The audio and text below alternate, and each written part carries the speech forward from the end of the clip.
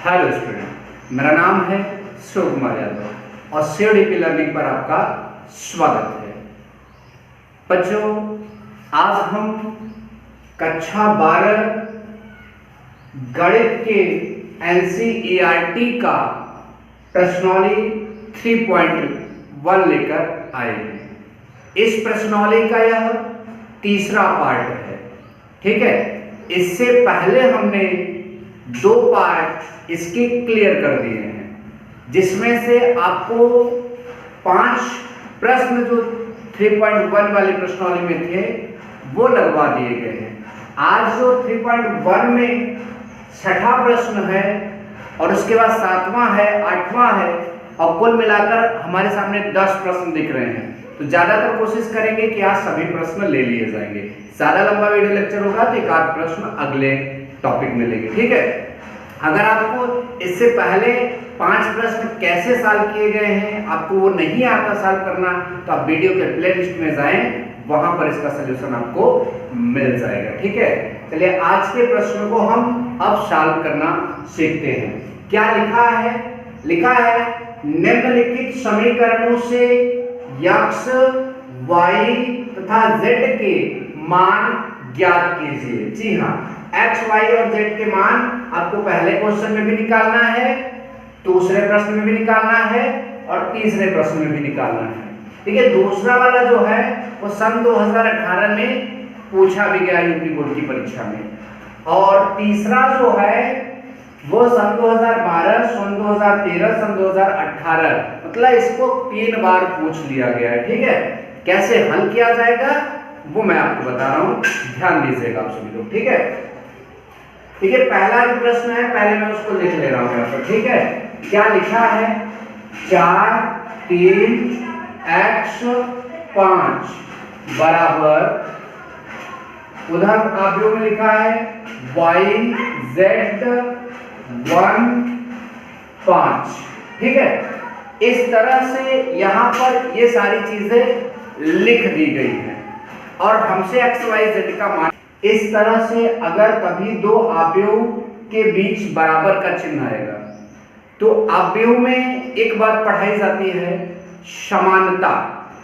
2 आव्यूह बराबर हुए इसका मतलब वो समान हुए, तो उसमें यह बताया जाता है कि जब 2 आव्यूह बराबर होंगे तो उनके संगत अवयव आपस में बराबर होते हैं।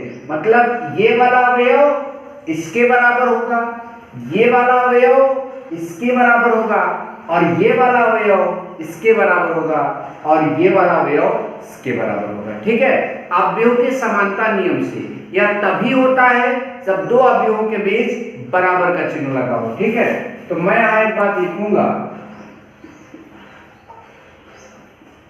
अवयवों के, ठीक है, अवयवों के समानता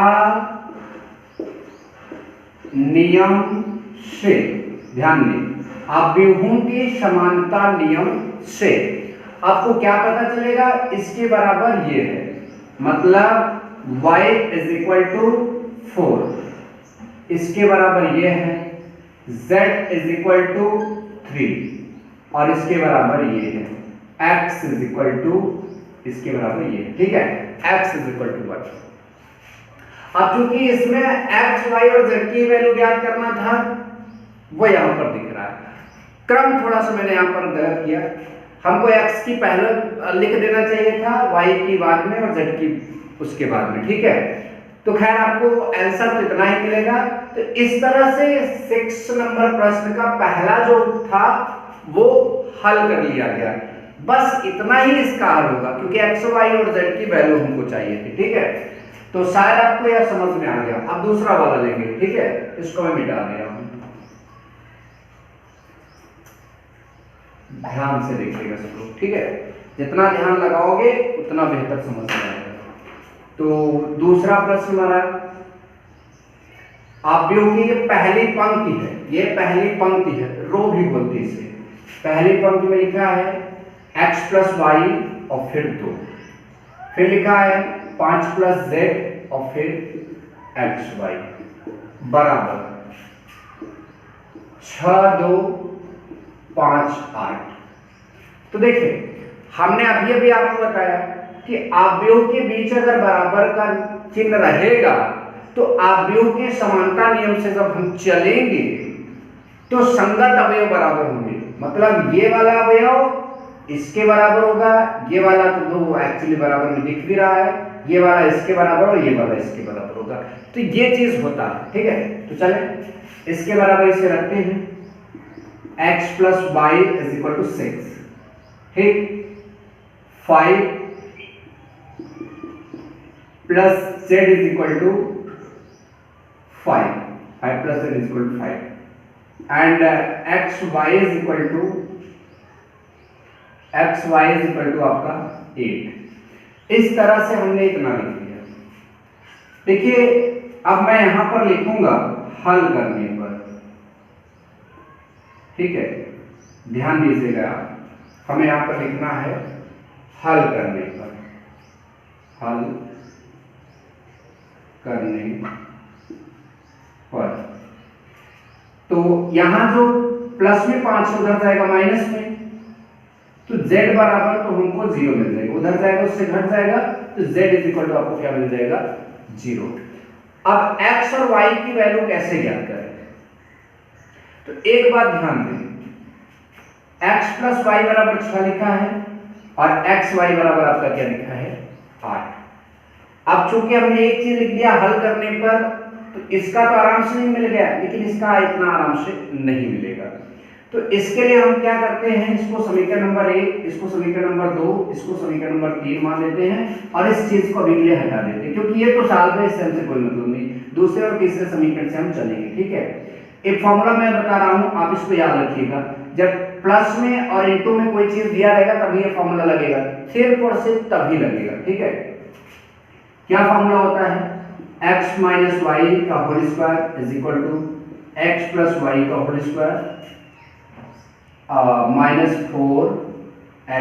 -4x5। ठीक है, ये फॉर्मूला होता है। तो इसलिए x - y ² x + y की जगह कितना है 6, स्क्वायर कर दीजिए, 4 x y की जगह आपको कितना है 8, आप लिख लीजिए x - y ² = 6 का स्क्वायर करेंगे कितना हो जाएगा 36, और ये आपका कितना हो जाएगा 8 चौका 32, तो 36 में से 32 जाएगा 4 आएगा। ठीक है, और ये स्क्वायर जब उस तरफ जाएगा तो उसका वर्गमूल निकल आएगा। x - y = 4 का वर्गमूल कितना होता है 2, तो मैं यहीं पर लिख रहा हूं x - y = 2 और इसे बना दे रहा हूं समीकरण नंबर 4। बस देखते रहिए, मैं दोबारा फिर समझाऊंगा। ठीक है, अब देखिए समीकरण 1 और समीकरण 4 को देखिए, यहाँ x और यहाँ x, यहाँ +y यहाँ -y, अगर इसको इससे जोड़ते हैं तो x और x 2x हो जाएगा और y से y कैंसिल, और y कैंसिल हुआ इसका मतलब x मिल जाएगा। तो क्या करेंगे हम, समीकरण 1 धन समीकरण 4, ठीक, तो x में x जोड़ेंगे तो 2x हो जाएगा और +y -y that is cancel. 6 में आप 2 जोड़ेंगे तो कितना हो जाएगा आपका 8, गुणा करना उधर जाएगा भाग करेगा, 2 का पार्ट अगर 8 में आप पढ़ोगे तो 4 बार जाएगा, x मिल गया, x हमको मिल गया। ठीक, उसके बाद हमें y चाहिए, तो इस x की वैल्यू आप इसमें रख दें, आपको y मिल जाएगा। अगर आप इसमें x की जगह रखते हैं 4, तो 4 का पारा 8 में पढ़ेंगे कई बार रहेगा, 2 बार, y = 2 आएगा। इसमें x की जगह 4 रखते हैं तो वो 4 घट जाएगा, तो घट जाएगा 6 से 4 जाएगा, y = 2। हर एक कंडीशन में आपको y बराबर कितना दिख रहा है 2। ठीक, x = 4 y = 2, आप यहां ऐसे लिख दीजिए तथा। ठीक है, इतना मिल गया, और फाइनल में आप लिखिए आंसर, अतः x = 4, y = 2, z बराबर यहां से क्या मिला था 0। इस तरह से आप लिख दीजिएगा। एक बार पुनः देखें, देखिए हमने इससे यहां कैसे प्राप्त किया वो आप सभी को पता है। ठीक है, तो मैं क्या कह रहा हूं कि अगर एक बार कोई चीज समीकरण में प्लस में दी रहे और ऐसे इनटू में दिया रहे तो हमेशा ये फॉर्मूला इस्तेमाल कर लेना। a + b हो सकता है, a × b हो सकता है, m + n हो सकता है, m × n हो सकता है। इस तरह से जब भी कभी देगा ये फॉर्मूला याद रखना और ऐसे सॉल्व करते जाना, एक समीकरण और बन जाएगा। तो चौथा और इस पहले वाले समीकरण को हमेशा हमेशा आप जोड़ना, ठीक है, जहां कहीं भी ऐसा कॉन्सेप्ट आएगा। चलिए, तो फिर हमने क्या किया, ये फॉर्मूला यहाँ पर लगाया, फॉर्मूला आप याद रखिएगा। इसको हमने वैसे लिखा, इसकी वैल्यू 6 थी, हमने लिख दिया 4 की जगह 4, एक्स वाई की वैल्यू 8 थी, 6 का वर्ग 36, 8 चौका 32, इससे घटा 4 और इसका स्क्वायर उसमें चला जाएगा, वर्ग में बनेगा 2 और फिर मैंने इसको जोड़ दिया 2x = 8 और x = 4, y = 2। तो इस तरह से प्रश्न हल कर लिया गया, ठीक है।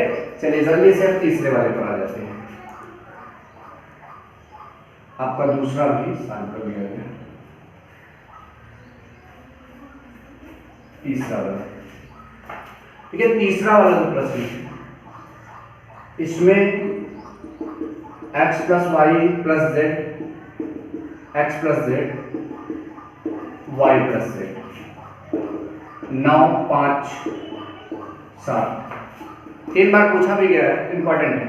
आप व्यूहों के समानता नियम से आप इतना तो लिखेंगे, इस चीज के बराबर ये आएगा x + y + z = 9, समीकरण नंबर 1।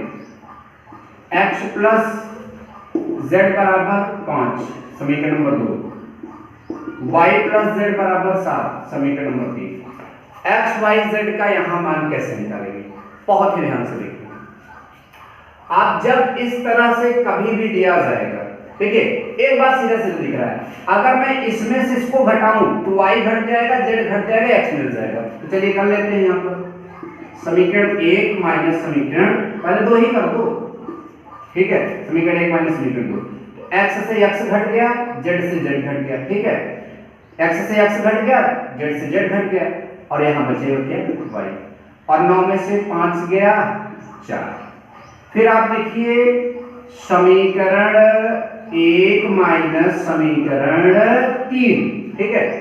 तो y से y घट गया, z से z घट गया, x बराबर 9 में से 7 गया, आपका कितना बचेगा 2, y मिल गया, x मिल गया। तो आप इसी में रख दें समीकरण 1 में,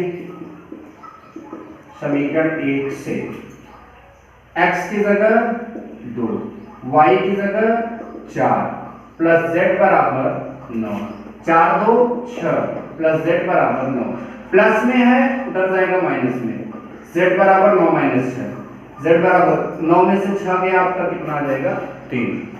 तो देखिए इस तरह से हल किया गया, यहाँ पर ये था, इसमें हमने इसको घटाया, ये मिल गया, इसमें से इसको घटाया, ये मिल गया, और फिर ये दोनों मिल गए तो समीकरण 1 में रख दिया, z भी मिल गया। तो नीचे लिखेंगे अतः x बराबर 2, y बराबर 4, z बराबर 3, ठीक है। तो छठा प्रश्न हमने पूरा सॉल्व करवा दिया, ठीक है। अब छठे के बाद हम लोग 7वें प्रश्न पर चलेंगे, 7वां प्रश्न, ठीक है।